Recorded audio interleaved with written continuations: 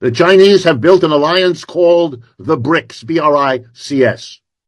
You don't hear as much about it as you ought to.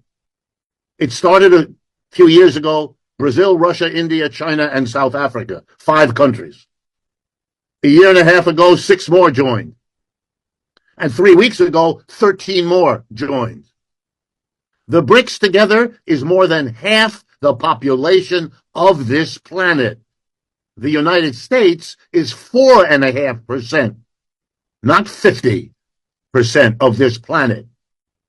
The total output of goods and services in the BRICS is significantly larger already than the total output of the United States and its major allies known as the G7. The United States, Canada, Japan, Britain, France, Germany, and Italy. So now every country in the world, every company in the world is reassessing and redesigning its strategy for the future. And what do I mean? They're redesigning because the dominant player in the world of the last 70 years, the United States, isn't the dominant player anymore. There is a bigger player, richer player in the BRICS, which means if you're going to build a railroad in your country, you don't just go to Washington or London or Paris. You may go to them, but you're going to ask them what offer they can make, and then you're going to compare it to what you can get from Beijing, New Delhi, and Sao Paulo. And in case after case, the choice is made to go with the BRICS, not the West. So what do I mean? I mean to tell you all that if you ask me to tell you what is the biggest reality we now have to face, it's the end of the American empire.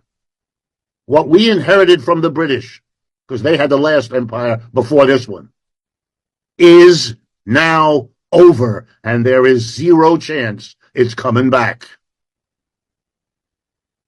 It ought to have been a central issue in the presidential election we just had. Instead, the 2 candidates and their parties worked overtime to practice denial. No such a thing.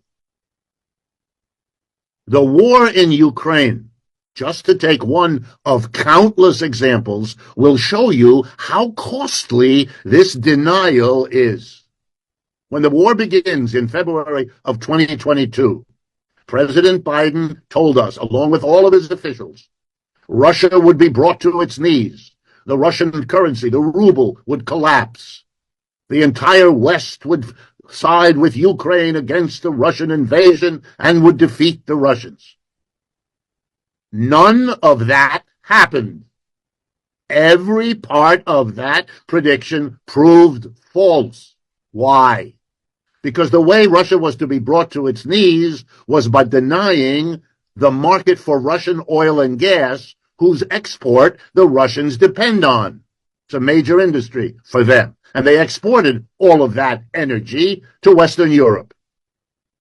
When the Western Europeans, under pressure from the United States, closed their markets to Russia, the expectation was that Russia would collapse.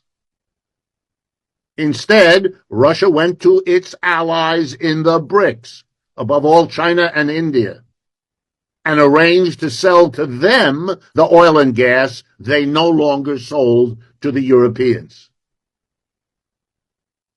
As a result, Russia is growing faster this year than the United States, and it has grown at a faster rate than the United States throughout the war. You couldn't be more mistaken than this. That's what it means if you deny a reality.